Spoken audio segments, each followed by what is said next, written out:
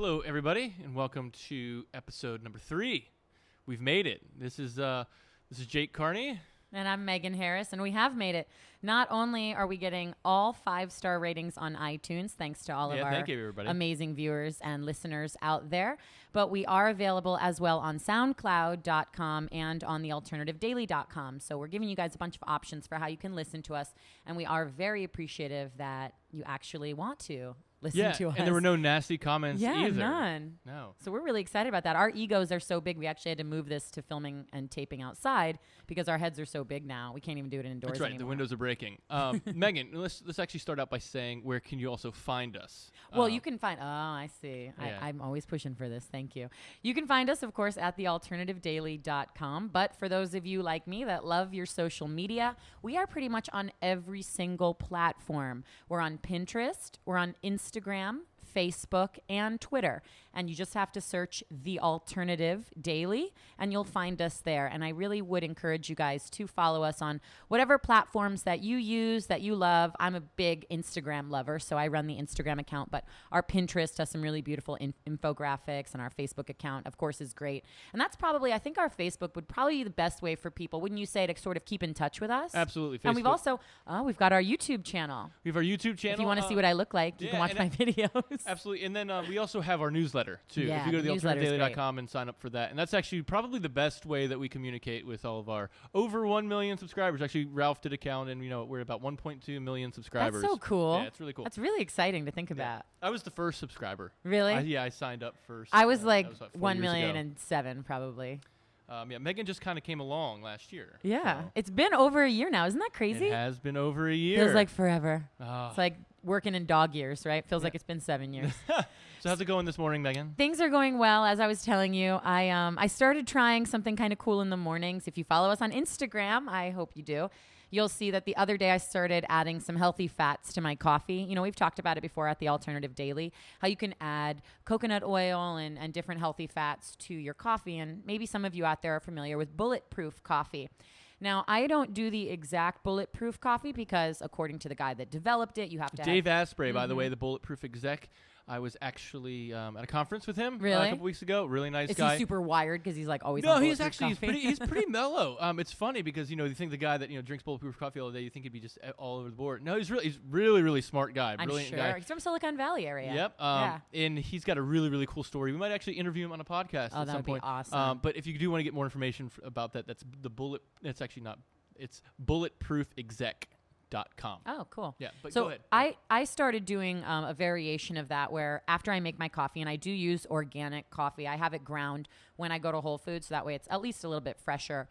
And I've been adding a tablespoon of coconut oil and a tablespoon of Kerrygold butter, unsalted. That's good stuff. Yeah, it's really good stuff. You can use it as you would any butter, and I try not to eat too much dairy, but for Kerrygold butter, because it's grass-fed butter, it's really healthy for you. And that's, of course... Do you cook with it at all? Yeah, I cook with it some, and I really enjoy that. Anything that you would use it as normal butter. I mean, it is normal butter. It's just higher quality, grass-fed, and it's really good. And obviously, try and get unsalted whenever you can. So I take my coffee after I've made my coffee, and I add it to a blender. I don't have an immersion blender, but if I did, I would use my immersion blender. And then I just do 1 tablespoon of each with the coffee into the blender, and then just sort of blend it up for about 15, 20 seconds. And then you can pour it back into your coffee cup. And it does a few things. One, it actually makes it a little bit cooler. I'm sort of sensitive to like really hot coffee. Yep. So I always have to wait a long time for it to be drinkable for me. And it sort of cools it down, I guess, because it's blending air into it. And it almost gives the consistency of a latte. It's frothy. Yeah, it's really really frothy. cool. And it makes your lips kind of just nice and... yeah, you're glossed all day. Yeah, it's great. It's really good. So I've been doing that, and I sort of am doing trial and error, kind of seeing what I like with it in the morning. I'm not eating as much breakfast in the morning. Now, that's just me as a personal thing, but I am eating it with a piece of sprouted grain toast because I tried it the first day, as I told you, on an empty stomach, and I was not feeling some people well. just don't adjust well to it on an empty stomach. Some people do, some people don't. So, you know what? Try around, see what you guys would like out there. But just, as I'm trying to do, I'm sort of being mindful in the morning because that's a lot of really healthy fats. But of course, it is a lot of fat. So I am trying to limit in the morning. Normally I have like my avocado toast. So I'm just not having that until my lunchtime, dinner time. Now, what are the benefits of bulletproof bulletproof coffee? Well, one of the big things that I found, again, with like jump starting your system with these healthy fats, is it actually also says one of the main components of coconut oil, and we've talked about this on our website. And you can learn more at thecoconutbook.com. At thecoconutbook.com, which is awesome. You know, one of the big things about coconut oil is it contains ketones, which are really, really beneficial for working in your brain. And one of the things behind bulletproof coffee is they say that the caffeine actually helps the ketones absorb better and more efficiently into your body and into your bloodstream. And so I've been finding that I'm not getting, maybe this is a placebo effect, but it's certainly working well for me. I'm not getting any sort of jittery, sick feeling from coffee. It's sort of really adjusting and digesting into my body quite well. And I'm thinking that maybe the coconut oil and the Kerrygold is sort of acting like a buffer in my stomach and making it, just better for me in the mornings. Awesome. It's good. It's really good. It's just that frothy flavor in the morning. It's really good. It is really, and it's really not good. like drinking an oil slick or anything like that. One of my girlfriends was asking me last night.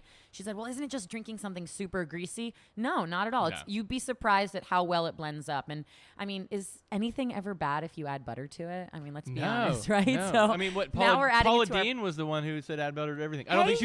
I don't think she was adding the right butter to things. But no, this Kerrygold, especially the grass-fed really type of butter, good. is really good. So we're going to get things started with our podcast today, and I want to give a little disclaimer. Last night, about almost 10 o'clock at night, after I had submitted my topics to Jake, after everything was we had approved, kind of already agreed on something. we were like ready to go. I was getting ready to go to sleep.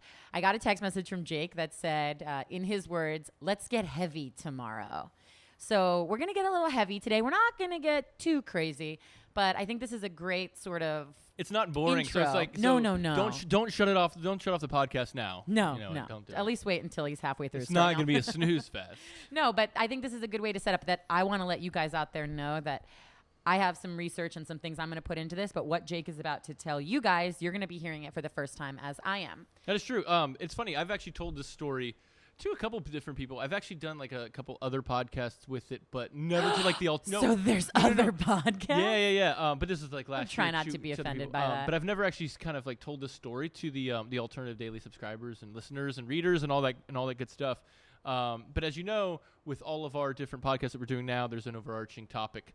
And with this one, the overarching topic is meditation, right? So it wasn't just let's get heavy, see you tomorrow, Megan. Yeah. I kind of did set it up that Yeah, you were no, he going to did set meditation. it up. So He said we're going to talk about death. the best. Okay, good night. That's just actually It was right before it was like we're going to talk about death and meditation. Good night, Megan. Sweet dreams.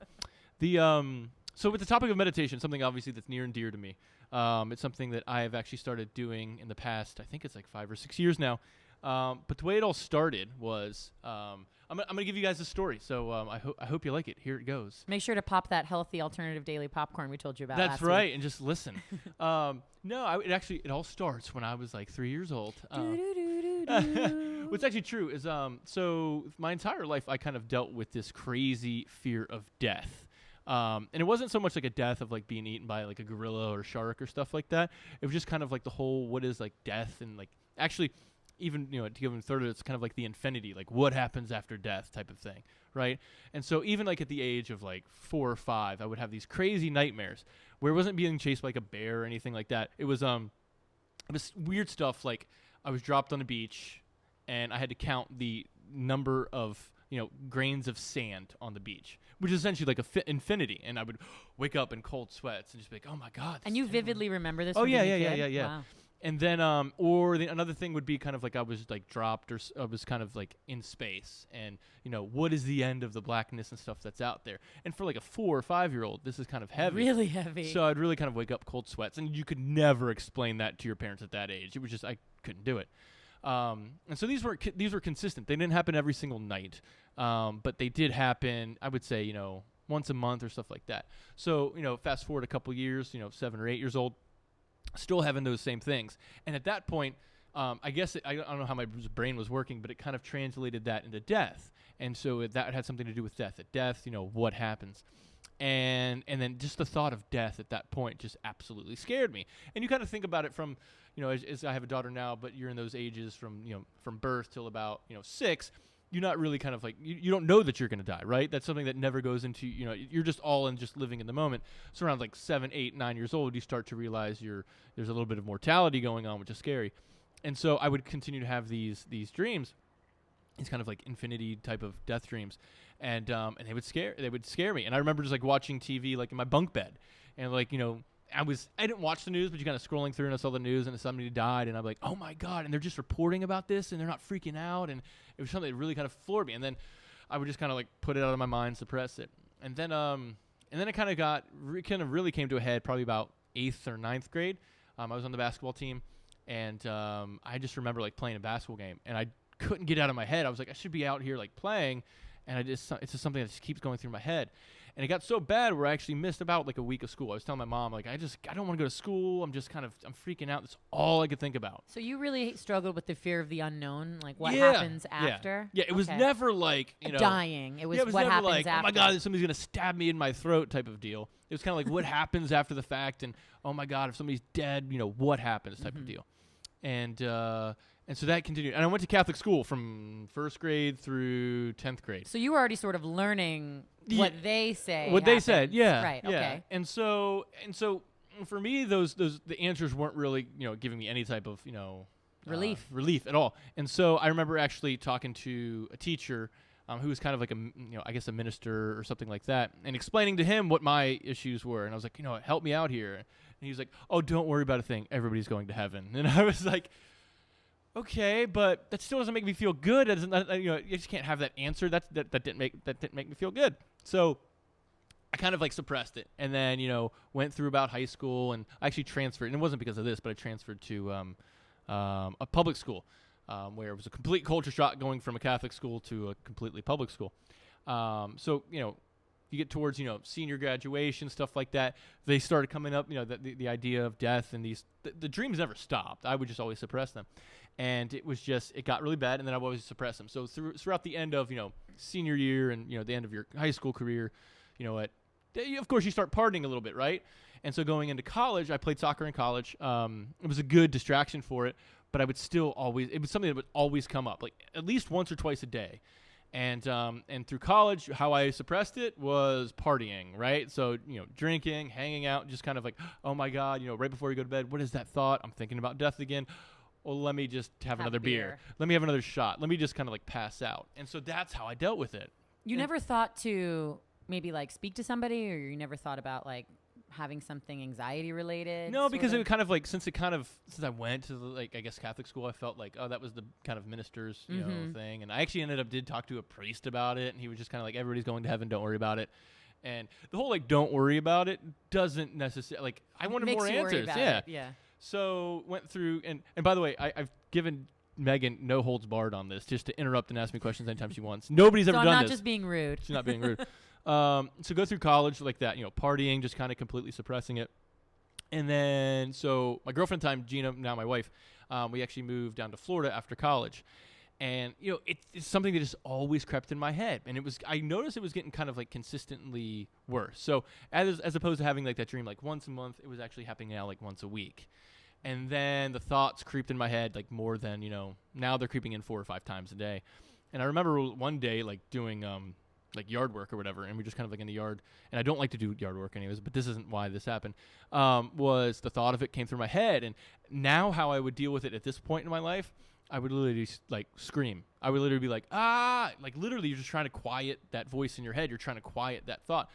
And I literally thought, I was like, I'm a freaking crazy person. What is going on?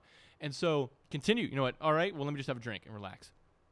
So it got worse and worse. And then I actually had it all came to a head, and it was about, I think it's like 5 or 6 years ago. I actually had I had a friend, my best friend that I met down here. I became really good friends with her parents too. And her dad, actually, we were texting back and forth, really, really good friends. Obviously he was like, 20 or 30 years older than me, but, being best friends with somebody you meet down here, you graduate from college, you're starting to kind of mingle with some, people older than you. And so we started texting. Really good. Just loved hanging out with the guy. One night went out to go get Chinese food, was at a stoplight. Out of nowhere, car came, crushed his car, gone. And that was kind of like one of these things where it's like, oh my God, it was like you try to justify everything in your head of like, well, maybe it was because of this, maybe it was completely freak accident. And he was really the first person in your life that you were close to that passed yeah, away? other than like let's say a grandparent, An old family yeah, member. yeah, Okay, exactly. wow. And so somebody was kind of like taken like that I was really close with, and then it was like, wow, like I just texted him, now he's gone. And that same his wife, who was actually my best friend's mother. At that point, she was I hope I don't do her injustice by getting the numbers wrong, but she was a stage 4 breast cancer survivor of like 18 years, and things were going good for her at that time, and then he actually passed away. He was killed, and then hers started kind of coming back, and she went downhill really quickly. So within 3 months, she had actually ended up passing away. So I had, and I'll say their names. I don't think they mind. Lauren, Zach, and Danielle, who are all in their early mid 20s. Now they have no parents, right? And That's really early. Yeah, and so now it was just those 3, and it was just one of those things where it really just kind of like, oh my gosh. And then another 3 months after that, I lost my grandmother. It was my last grandparent who I was really close with. At that point, it was like boom. Like all like death hit me in the face, just staring at me like, oh my God.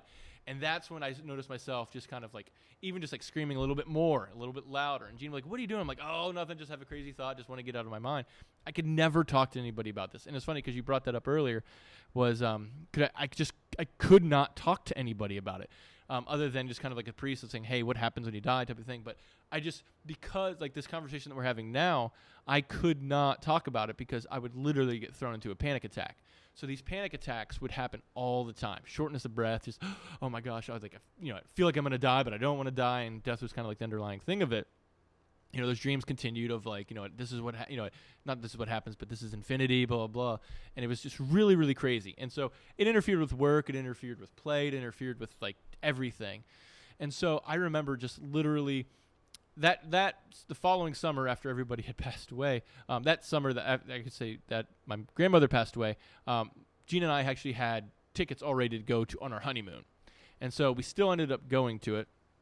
Did you get anxiety like being on planes or in cars? Oh, or yeah, things yeah. like that? Not cars, more like planes, because it was like, oh my God, what would happen? If this thing went down, oh, this is terrible. So I would definitely have. The funny thing was, if I had a flight like at 6 or 7 a.m., I would still drink like vodka like at 5 a.m., like a shot or two, just to relax me. No, I'm not talking about getting sloppy drunk, but just to calm the nerves, right? And so, we went on our honeymoon, and I remember being in St. Lucia in the shower, and I just have another thought of death, and and what happens, comes up, and I'm like, and Gina's like, what are you screaming about in the shower? And I was like, nothing. And I was like, I have to fix this. I have no clue how. So when we got back, I just started. I actually talked to my mom for the first time. My mom, who's a very devout Catholic woman, as I like to say, a very strict Catholic woman. She's the one who put us into Catholic school. We were talking one day, and she noticed that, I wasn't surfing anymore. I was doing anything. I was just kind of getting through my job and everything. And she noticed that something was up. And so I kind of explained it to her. I was like, I'm just really, afraid of death, and I don't know what happens, and blah, blah, blah. Thinking that my mom would say the typical Catholic answer of like everybody goes to heaven, or and that's not the typical Catholic answer, but don't worry about it, just pray, which never necessarily worked as an answer for me. And she literally said this, I literally remember it, and she said, you need to find the spiritual balance. And I was like, wait a second, you didn't use the word God, you didn't use the word Jesus, you didn't use the word like salvation, you just literally said spiritual balance. And it's so funny because that night she said that to me, and I was like, it almost took like a little bit of weight off my shoulders. I was like, wow, this is like the first opening, I guess I could say. And that night we actually she had just moved down here, and we had to go mattress shopping. And I was like, it was like the most fun I've had in probably at that point in like 6 or 7 years, which is like mattress shopping. And because of what she said to me, it's like opened up just like a really kind of like peaceful feeling. I was like, this is crazy. So for the next, couple weeks, months, I actually just literally started Googling, right? Started like looking up things. And here's the deal is there's tensions between all religions, and there's tensions between atheists and religious people. There's tensions between the same religion, just the yeah, different and so it's hard to like kind of jump in, right? And here's a funny story. And I since I didn't feel like I had the right answer, let's say necessarily at the Catholic Church, there's a really cool church by the ocean here where I live, and I was like, oh, it's a cool church by the ocean, let me go. I asked my mom if she'd take me. I forget what denomination it was, and so we go there, and like I'm just so timid and everything, and so I guess the pastor comes up to me and he was like, hey, I've never seen you here before. And I was like, listen, we're just trying some things out. And I was like, would you please not? I was like, I know they do this at the Catholic Church. Would you please not call us out at the end of the sermon or mass, whatever you call it? I was like, I just want to kind of just like relax. Oh, don't worry about it. We don't know what the Catholic Church is. Don't worry about it. At the end of the sermon or whatever, he's like, would these two people in the back stand up? And I'm like, never went back. Never went back. So what I actually ended up doing was like Googling like everything, like what do Catholics say about death? What do Jews say about death? What do Muslims say about death? What do atheists say about death? Those people too, who aren't religious. What do they say? Is that it? That's fine. I just wanted to know what everybody thought. And the funny thing was in every single one of those things, atheists, Muslims, Catholics, and then you have like the whole mystic side, which is pretty cool too. They all had one thing in common, which was meditation. Every single other one of those religions or atheists or etc., they had all mentioned meditation. I was like, that's interesting. There's kind of an interesting point there that's something that they kind of all agree on. And I didn't know anything about meditation. At that time, I thought it was like some voodoo stuff that I was summoning some spirits and things like that. And so I looked into meditation. And so I started kind of Googling around, and there's stuff where it's like, 8 courses for $49.99 and blah, blah, blah. And I was like, that just doesn't feel right for me. So what's funny is I actually stumbled upon, I like to surf, and there's one professional surfer by the name of Taylor Knox. Taylor Knox, great master of the wave, can carve it up. He's just kind of like a tall, just like really strong dude, and a really good human being. And he did an article on Surfline, and they were talking about how he trains for, surfing, stuff like that. And one of the main segments of it was meditation. And he said he likes to do Kelee Meditation. And I was like, interesting. Well, let me look into what Kelee Meditation is. So I looked it up. And it's so funny, and I've told the folks there that are involved with the Kelee Meditation, the website's terrible, their marketing's terrible, but it's so cool because it is, and because it's I went there and they literally give you the practice on the page for free, and I was like, okay, so I don't have to pay anything, and he has the author is actually Ron Rathbun, and he's got a couple books out, and I actually have a few here right now. And I started looking it up, and I was like, all right, how much are these books cost? Are we talking, these like $37.99? Am I going to get this, the spin for these things? And it was like $5.99 for the hardcover. You could get I don't even think it was on Kindle at the time. And so I was just like, that was something that just like resonated with me because this guy was not trying to make money off of these books. And so I looked it up just to make sure, kind of like, Googled it around. I was like, this is pretty cool. Let me just buy it.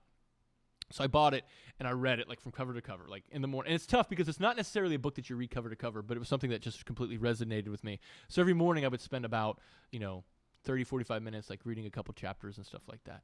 And so I started doing the practice because you can, and the practice actually goes into kind of like concentrating, not so much concentrating, but, feeling your what's called your conscious awareness at the top of your head and kind of like slowly moving it down through kind of the top hemisphere and the left and right hemisphere of your head, and what's going through what's called compartments. So we all go through issues every single day of compartments, and these kind of like stay in our brain.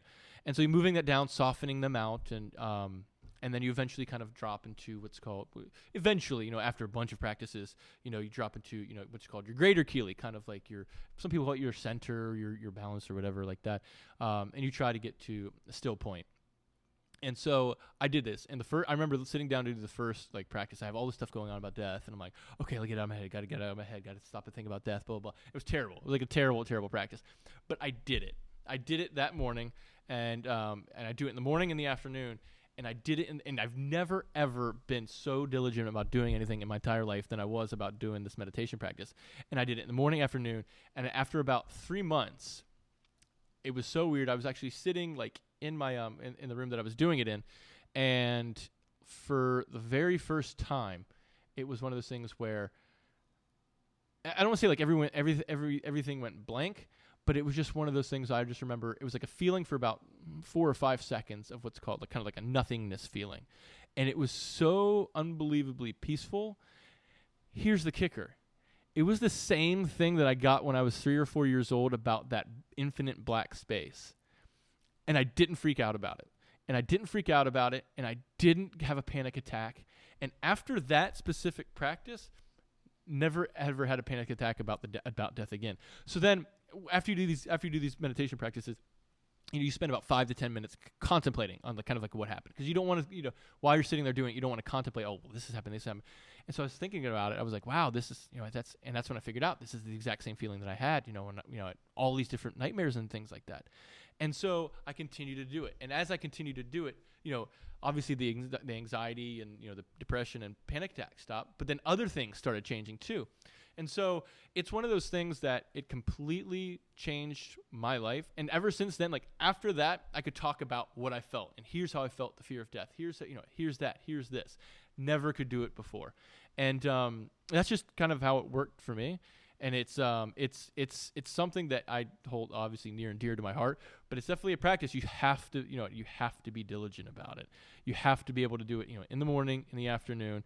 How much time were you spending on each meditation? Yeah, no, that's a good question. Is because you'll see people that talk about, doing a 30-minute, hour meditation, etc. This takes 5 minutes in the morning and 5 minutes in the afternoon. Wow. But it's all about discipline, meaning you got to do it, right? So you're not gonna get through it, if you're not doing it. And I've had a couple people who tell me, he was like, I'm 75. How, why should I, how can I start now? And I was like, you'll never get through it unless you start, right? So ever since then, I've literally been able to, I've conquered, you could say I've conquered my fear of death. I could conquer that fear of, the unknown, etc. And it's, it's funny because like I was searching for like literally like an answer of like, oh, well, this happens and here's what this is, blah, blah, blah. But it wasn't that. It was like an unspoken answer that I am completely cool with, that works for me, that I know is absolutely right. And it seems like more so to me, like my interpretation is instead of you looking for that answer, you almost stop feeling the need to ask the question. Ah, look at you. Yeah. Yes. But it's true. No, You're no longer wondering about what happens, what's going to happen. Is it all infinite blackness? Whereas now you just don't even, it seems to me, you don't even feel the need to ask that question because you're well, that's true. I don't peace. feel the need to ask. Yeah. And it's, it was an overwhelming, peaceful feeling. And here's kind of especially here's where people get lost with with meditation is when you do have an experience like that, and that's what it was. It was an experience. It's people try and go get that experience again, like tomorrow and the next day and stuff like that. And so when you do Kelee meditation, it teaches you the art of what's called detachment, which means not to hold on to that. And it happens, right? So you're kind of like, oh, I want to feel that again. I want to feel that again. You have to let it go. And so doing the actual meditation practice actually teaches you to detach from things that you're attached to, whether they're good times, bad times, etc. I was thinking about this earlier when I was thinking about our discussion today. It's like when you go out and you're going to a concert with friends and you love it and you wake up the next day like, oh my God, I wish we could do that forever and blah, blah, blah. And you almost like kind of feel like anxiety or sadness because, you can't, or what you actually try to do is like try to, top that the next time you're with your friends and stuff like that. And it kind of, you need to detach from that. It was a perfect experience. It was great. Now let me just live right now. And, and there's another one that's going to come up organically. So it's been also through the art of detachment too, which has kind of helped me with other things as well. But, there was this, single moment where I experienced what I experienced at 3 years old, and it was just a completely different perspective. That's really cool. Yes. So that's thank you for sharing that. Yeah, it's it's something, like I said, I could never talk about before. I would always get thrown into panic attacks, etc. But it's such a cool story that I like to share with people because it's literally a way that doing meditation has literally just changed my life. Completely changed my life. And so I continue to do it. It wasn't like, oh, I win, I got it. Now let's let me look what's next. No, it's it's a continued discipline. I'm still a student of it. I'm not an expert of it, right? It's like exercise, though. Oh, it is. It's like exercising your spiritual self instead of your physical self. And it's tough because you'll find times when it's like you feel like you can't find time during the day, and it's the same thing with exercise. Like you always feel better right after it, right? Now there are some downsides to it, like exercise, right? Where you're sore after when you exercise, you're lifting a lot and doing whatever, and you're sore. Same thing, if you're doing a good meditation, you might go through what's called processing, which is you've actually what's called dissolved a bunch of these compartments that are in your head, some of these compartmental issues that are in your brain. But it's cool because you might find yourself like in a bad mood or a little bit of kind of like burned or whatever in the next couple of days. But what that's doing is your brain is actually processing that compartment out and getting rid of it. And you never have to deal with it again, ever. That's really cool. Yeah. And so it was and so I did have that feeling after I had my kind of like first awesome experience. There were a couple days of just kind of like it was kind of like feeling down or kind of like feeling just like a little bit out of it, like irritated, and then it was gone, and it was kind of like, that's gone. I've beat death. Like I've beat that fear of death, and it was absolutely awesome. So, of course, for those of you out there who are listening, maybe you're like me. Maybe the idea of meditating seems sort of kind of vague or hard to construct. I completely understand that. I think that before, obviously, you shared the story, I think most people, maybe the stigma out there is, like you said, you picture meditation. Oh, people sitting around in a room and they're chanting and they're trying to get, above themselves and that out-of-body experience. But it's actually really interesting because there are so many different types of meditation.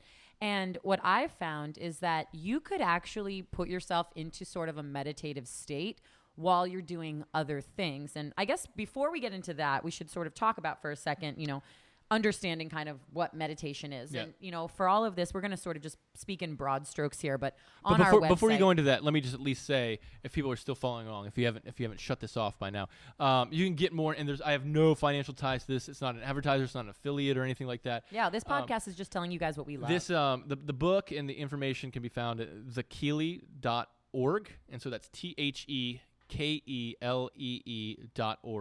And there's links to the Amazon books, which are literally like $4 or $5 and stuff really like cool. that. And so I'd go to thekelee.org, TheKelee.org. So again, if you also want more information about meditating in general and meditation, we have a ton of awesome articles on our website. And you'll find some different things on our website that talk about different studies.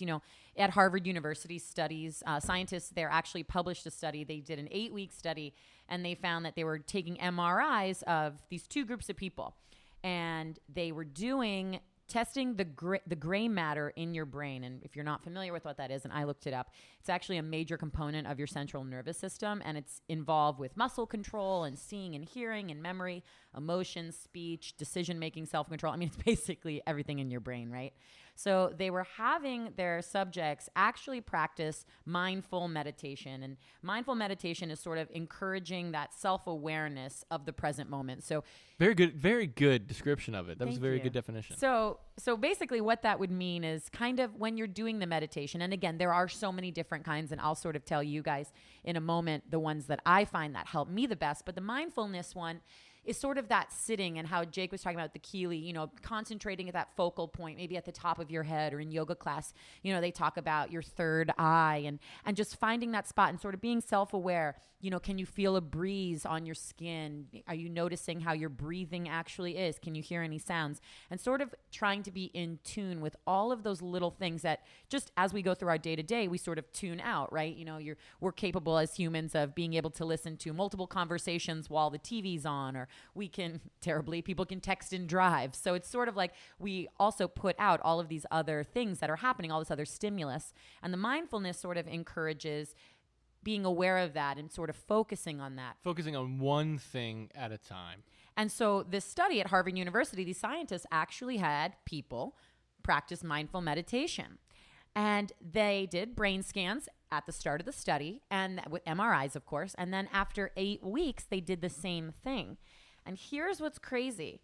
They actually found out that the people that were doing the mindful meditation, because of course they had a control group that did nothing, and then the mindful meditation, those people actually increased the density of the gray matter in their brain, specifically in the hippocampus, which is associated with learning and memory and self-control and all of that. So it's sort of interesting that people that were just taking this little bit of time to sort of tune out, and maybe if you guys were listening to what Jake was saying about, breaking down those compartments inside your brain, it almost, if you think about it in one way, sort of cleared some of that clutter. Sort of, you think about your closet, right? You spring clean, so you take some of the junk out that you don't need to make room for new things. That's almost sort of what this did, is that meditation. These people were breaking down these compartments, maybe holding on to negative things or sad feelings or anger or stress, and it allowed for more gray matter to form in the brain. So if you think about it, as Jake said, he took out these compartments of his brain that were holding him down and burdening him, and he'd had it for over 20 years. And now it's opened himself up to be more self-aware of all the good things in life. And so that's just one study that says that, and that's a study that was published from Harvard University. There are many more out there like that. We've got a ton, again.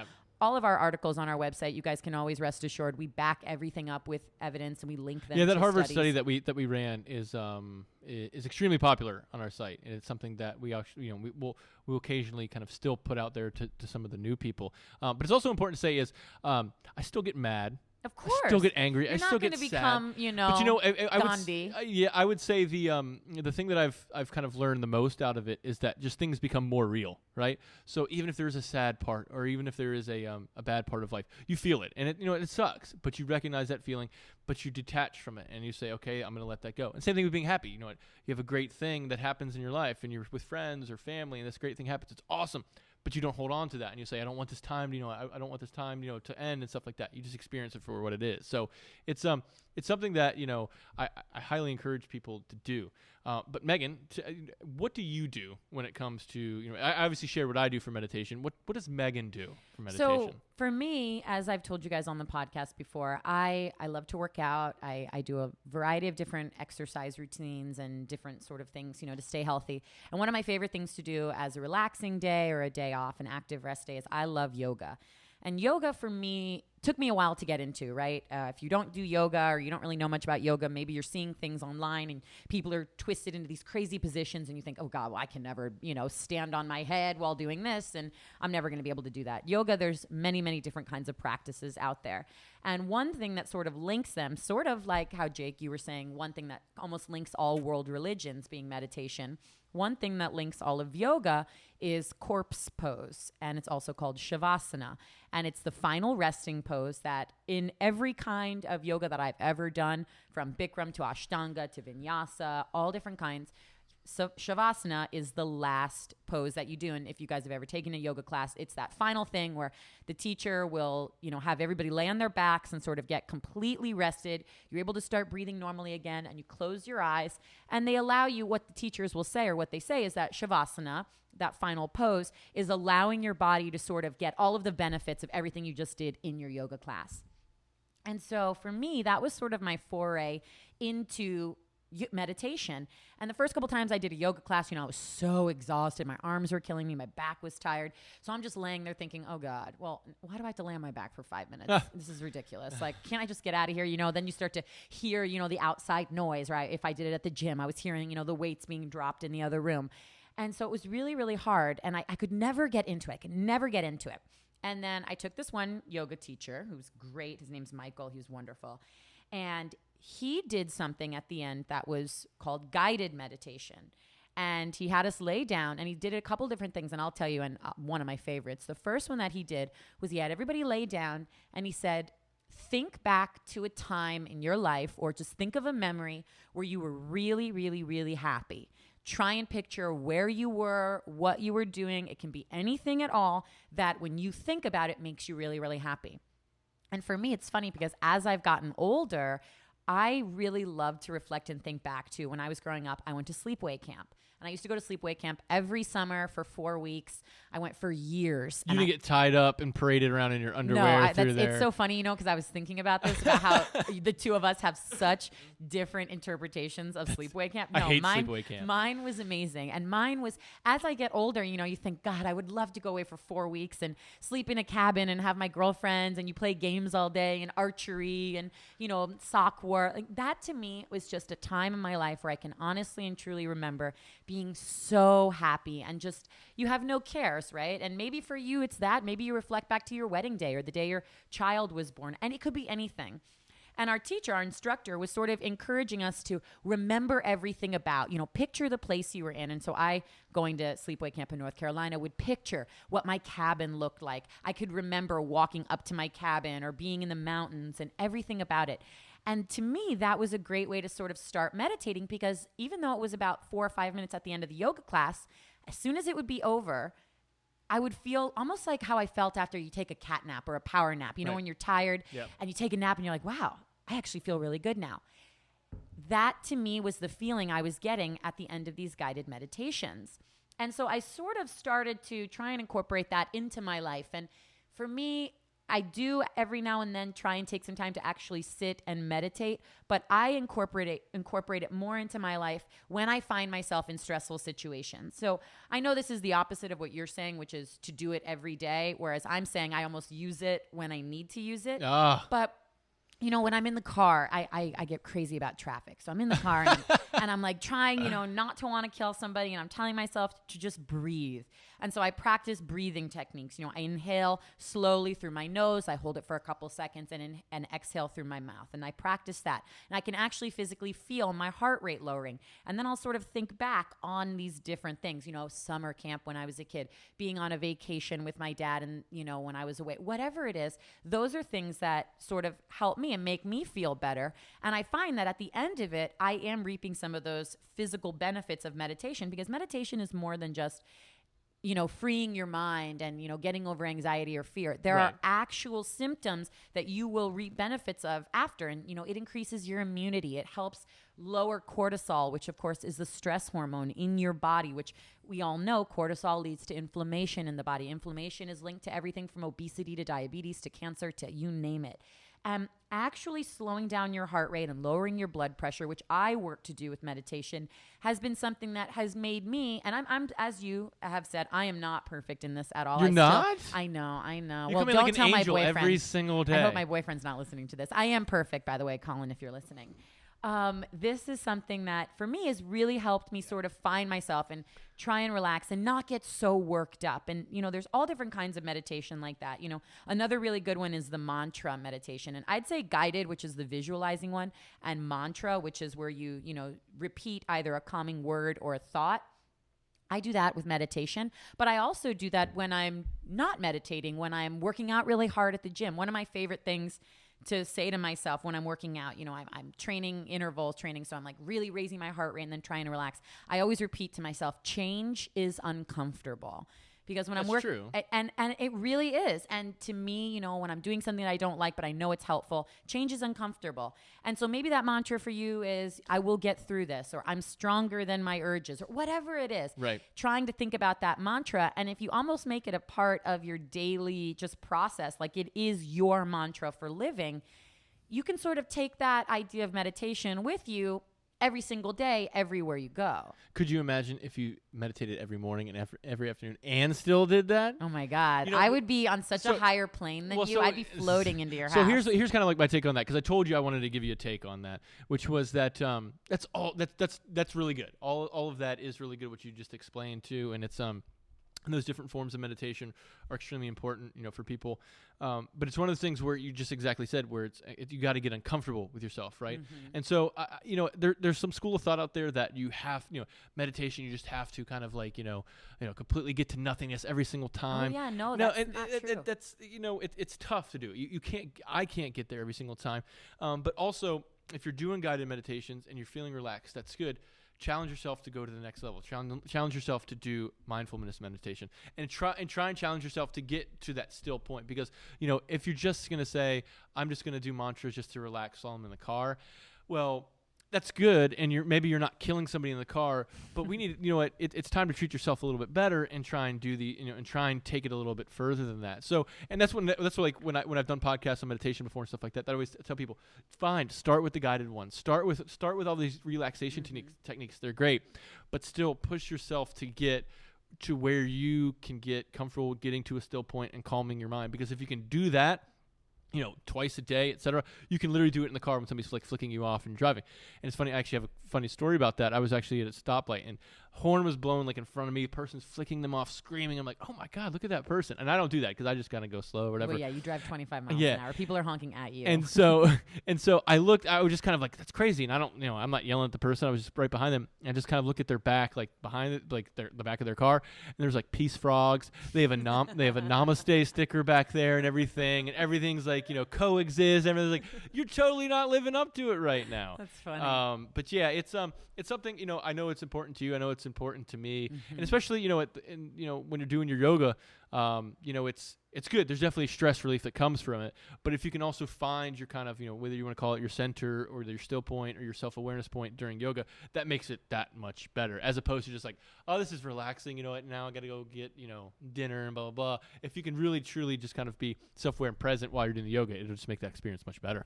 And building off what you said about, sort of, don't be too hard on yourselves, guys, when you start to meditate. Because again, as I said when I first started it, you almost get so caught up in the fact that you can't clear your mind that I'm guilty of this sometimes. I'm like, oh God, I can't relax. I can't clear my mind. Oh, no, this is just a waste. And then all of a sudden you go into something trying to reduce stress, and then it almost makes you even more stressed. And I had a guided meditation one time, and a teacher said to us, and I think about this when this happens to me, to think of your thoughts like clouds. If you're looking up at the sky and you see a cloud, and then it just sort of moves on, and then you look at the next one. Think of your thoughts, if they are coming up, as clouds. And if they do come up, practicing that self-awareness of acknowledging that you had a thought and then just moving on from there. If you're thinking to yourself, oh God, I can't clear my mind, the people in the world that are meditating must be able to do that. Know that that's not true, that we are all humans. Right. We all are going to have those thoughts, and they just happen. And maybe sometimes the more you think about not trying to think of anything, the more you think, if you guys can follow what I just said there. I get it. But acknowledge your thoughts, be gracious that you had them, and then just let them float along like a cloud would. And I find that when I'm starting to think about thoughts, I almost actually picture the thought in my mind like a bubble, or like the words, and then I almost try and imagine it just sort of dissipating and dissolving away. And it does help. This might sound a little hokey to you guys out there, but it's cool. If you try this out and you find what works for you, as Jake said, I see it as exercise. We exercise our physical bodies, we eat right, but if we're not exercising our mental and our spiritual bodies, and that's any kind of spirituality that you have, whether that's the absence of spirituality or this works for any person, religious person. We're not saying that. One thing, Jake and I both have different religions, and we both have different backgrounds, and yet this is something that, as you researched, is something that's threaded through all of that. I don't have a religion, but thank you. Right, that's what I meant. So now we're actually going to get into reader questions. Yeah. So we should say that if you guys have any questions about meditation or anything, you can hit us up on Facebook, of course, and go to thealternativedaily.com and search meditating and meditation. And there's some great tips on different things to think about, all the different types of meditation that we talked about. And this is a great segue. We also do love taking reader questions. Yes. So we're going to try and start ending our podcasts, or always having in our podcast, a couple of questions that you guys write in. And again, email them, reply back to the newsletters. Jake, I know your email addresses are on those. Great ways for people to get in touch with you guys. If you guys have any questions about anything health and wellness related, email us about it, and we'll try and, reference it on a podcast. So we're going to go from there now into a few of those. Yep. So we have reader Matt D. in Pennsylvania asks, how can I use coconut oil for summer barbecues? You guys talk about it all the time with, cooking it in the kitchen. But with the summertime coming out and wanting to cook out, how can I actually use this on the grill? So, which is a great question, because I do love to to grill out and barbecue.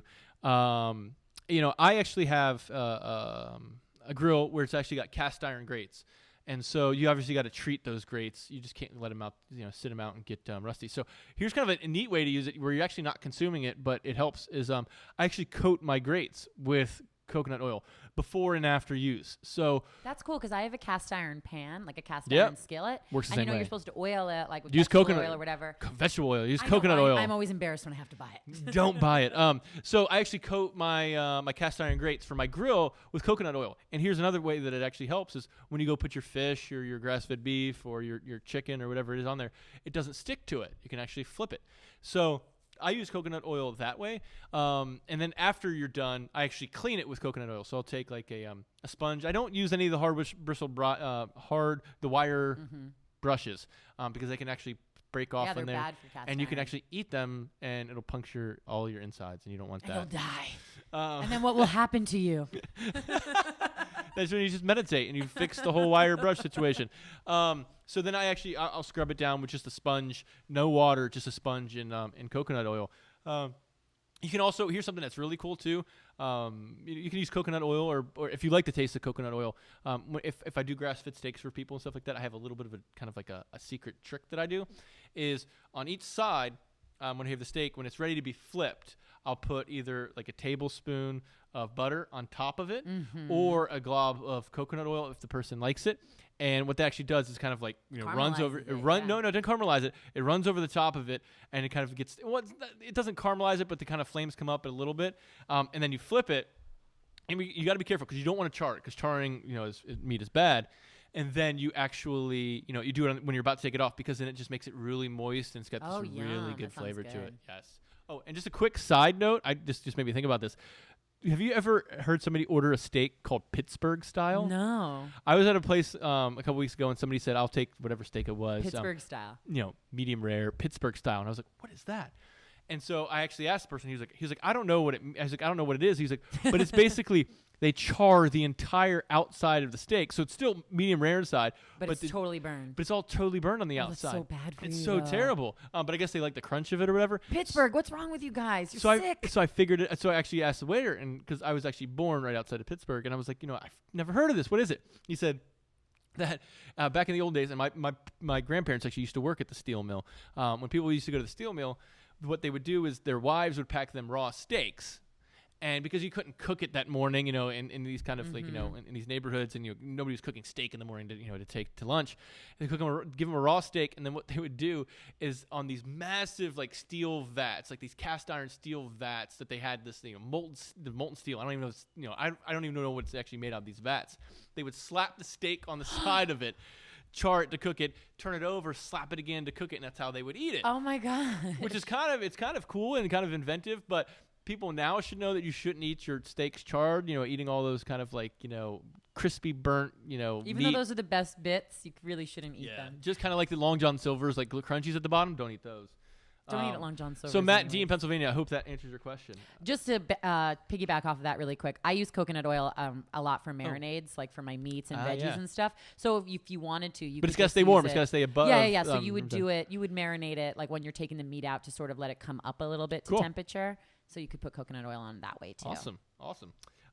Next question we have, Alana actually asks, Megan, how do I bounce back from a vacation where I cheated all week? And that's all the question said. So I don't know if she meant cheated on her husband or if she cheated from eating or exercising. I'm she was cheating on her diet and exercise. So I was actually, because we can give dating advice too if you want to say if she was cheating on her husband all week long. Yeah, I don't think I'm one to give dating advice, but I can give the health advice or what I would do. So, of course, this is actually good because now we're coming up into summertime and travel. And I just went away for Memorial Day weekend. And, as much as you try to eat right and be healthy, we're all humans and we're all going to slip up. And I'm the kind of person that I believe in balance. So I don't eat perfectly healthy every single meal. I work out so that I can enjoy my life and sometimes enjoy rich foods or that extra glass of wine or whatever. So the best thing you can do after maybe a weekend where you've sort of eaten too much, you're eating out a lot, the first thing you can do when you get home is that next morning, first of all, don't beat yourself up. I'm guilty of this, being so hard on myself, but don't beat yourself up. Wake up and realize that today is a new day. Maybe meditate on that for a few minutes, that you're going to just reset yourself now. Easiest thing you can do is start your day with hot lemon water. Of course, we always talk about the benefits of that. From there, make sure you are getting as healthy and as clean of a diet as possible. So for me, I just indulged. I ate out at a lot of restaurants. I went to a wedding, so there was a lot of drinking and rich fatty foods, and it was delicious. But, it was very indulgent. So the past few days, I've been trying to eat a little bit more vegan, a little bit more vegetarian because I had so much meat. I've been ending my nights with green tea or ginger tea because it's really good for... So instead of having your fourth beer, you're going to swap that for your tea. I'm more of a wine gal, but exactly. Right. So, but it is true, having a little bit of that ginger tea or green tea at night, it's going to help your digestive system. It's going to kickstart you for the morning of. So that's what I do. And then also try and get back into the gym as soon as you can. And for weeks or weekends where I've been a bit more indulgent, I always up my cardio. So for you, if that means a power walk or that means trying out that boot camp class that you've always been wanting to do, anything that you can really get more of a heart pounding workout, I find that getting myself reset, going into a steam room if you're able to, or taking a really hot shower where you can get some of that steam, anything that you can do to sweat out the toxins, those for me so you kind of just do like your own mini cleanse or detox. Yeah, exactly. That. I eat so really, it's not really like a clean. regimented one where you're saying, oh, I'm doing this. No, it's I like, think I'm going to kind of scale back a little bit. Yeah, I think it's more relatable and easier to do rather than me telling you, all right, well, you need to eat raw for the next 6 days. I mean, that's not even realistic for me. I wouldn't be able to do that. Yeah. So I just try and eat as clean as possible. I eat as many raw fruits and veggies as possible. Lean meats. Again, I try and be a bit more vegetarian or vegan just in a couple of days. I mean, I'm talking about for a week. You know, it's not like you have to do this, you know, for the next 6 months because you cheated on your diet for 2 days. Awesome. Well, thank you. Do you want to answer it just in case she was cheating on her husband? Or no? You want to leave that one? If you were cheating on your husband, you should not be writing in to have people talk about it on a podcast. Or at least use a fake name. I mean, come on. And we have time for one more. Lauren asks, what is the best sunscreen to use, and what should I look for? So this is interesting, actually. I need to listen for this one. This is a big one because especially – there's so much research out there, and there's so many people on both sides of this, right? So you have your dermatologists, and you kind of have your alternative health folks and stuff like this. So I get this question a lot too. So I kind of handle it this way, which is, are you going to be literally at the beach all day with no umbrella? Like, are you stuck there all day with no umbrella? Well, then yes, you should probably put on sunscreen because, you know, burning is bad, right? But the sunscreen that you should be using is one that actually is a zinc oxide based or titanium oxide based, and honestly, you're not going to find these, let's say, like at a Publix or your regular grocery store. You know, the Hawaiian Tropics aren't going to cut it. The banana boats aren't going to cut it. Yeah, you have to order it online mostly. Online, or you might actually maybe a CVS or definitely like a health food store, like a Whole Foods or whatever.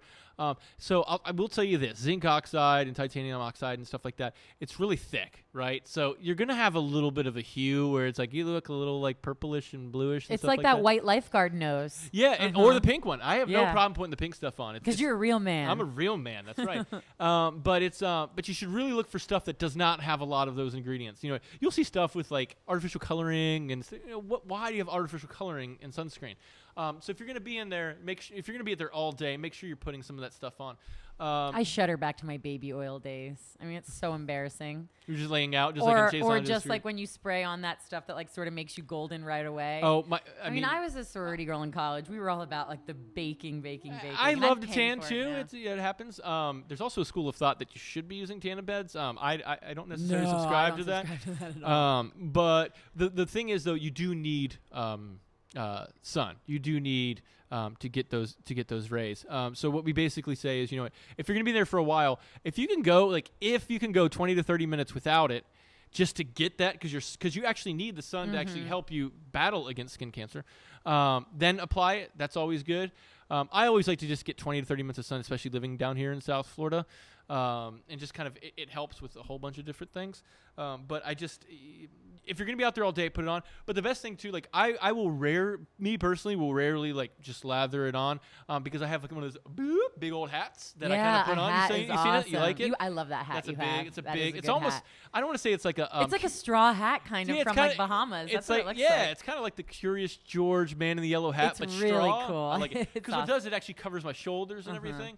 And then, you know, let's say if I go surfing and stuff like that, the last thing you want to do is put on any type of like lotion on your body because you'll slip right off the board. Right off. So what I'll do is I'll just wear a t-shirt. I just wear a t-shirt when I go out there. I've been known to like just put on a hat too since I'm bald.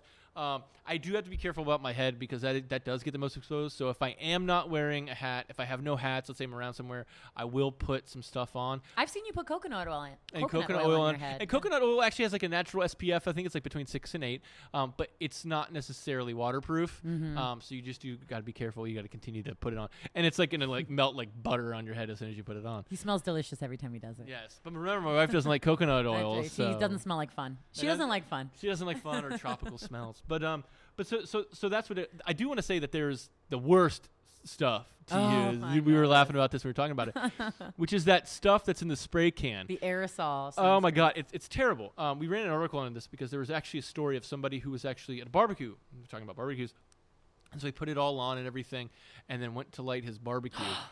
And I guess there was a leak on it, so some of the propellant had actually gotten on him. Oh no! And then woof, lit him up. Now I do believe he was okay, but you need to be careful with that stuff. It's a lot of propellant. There's a lot of chemicals that go into it. You're not getting the zinc oxide and the titanium oxide out of that. I would definitely steer clear from that. I know that we have a lot of friends and family who don't live down here, so the first thing that they always do is go for that because it's so easy to get on my back and blah blah. You know, if you have the good stuff, rub it on people's backs. Yeah. Just don't be do a it. jerk. Help out your friends. But you know what's something interesting about that? You guys have probably noticed at the store, it's super expensive. And if you've ever watched somebody, so I was just away at the beach, if you've ever watched somebody actually spray it, 90% of it is floating away from them anyways. So it's like you're really only getting 10 to 15% of what you're actually trying to spray on yourself. It runs out so quickly. I mean, there is literally no point to it. And I think sometimes in our society, we almost trade what's right for us for convenience. Oh, yes. And that's okay in certain aspects, but something like that aerosol sunscreen, especially the kind that they make for your babies, do not use that at all. You're wasting your money and you really are going to hurt yourself. Yeah. So cover up hats, shirts. Oh, yeah. I always keep a hat. Just keep a hat in your beach bag. Yeah. I'm lucky enough to have an alternative daily hat. Oh, we do have some alternative daily. Colin really wants one, and he keeps getting so mad that we're gonna have to make available to some of the readers. I think you guys would love these hats. They are awesome. Yes, we'll post a picture of them too as well to see if there's any interest in them. Awesome. Well, that's our last question. So, Megan, I have nothing else. We're still working. Jake's still learning how to wrap up. Yeah, how do we wrap this up? Megan, where can you find us? All right. So if you want to find out more information about everything we just talked about today, you can find us at thealternativedaily.com. Again, we are on Facebook, Twitter, Pinterest, Instagram. So connect with us there on social media, and they are all very different platforms, and we use them all differently. And in fact, a couple of us actually run the different platforms, so you'll always get our perspective on different things. Our podcast is available on iTunes. We would love for you to subscribe to our podcast, and even more so, we would love for you to review it, give us a rating, leave your comments. We want to know how you guys like this, what you want to hear more of, what you love, what you don't love. It's really only the best way for Jake and I to sort of keep growing with it. And again, that's on iTunes, but we also do post it at thealternativedaily.com, where you can sign up for our daily newsletters, because those are really cool and very informative. And again, our podcast is also available on SoundCloud. Awesome. I do want to give another plug for the Kelee book, which you talked about today. That is thekelee.org. There's a bunch of books out there. It's thekelee.org. It's a nonprofit organization, and it's a really, really good. And they're not an advertiser. That is just something that you love. No financial ties to that whatsoever. Very cool. Awesome. Well, Megan, thanks, it's always Jake. a pleasure. Thanks for sharing so much today. I feel like you should have been laying on a couch. Yeah, next week now it's I have to bill you. Next week it's you. Well, thank you guys. Have a great week, and we'll talk soon. Bye, guys. We'll talk to you next week.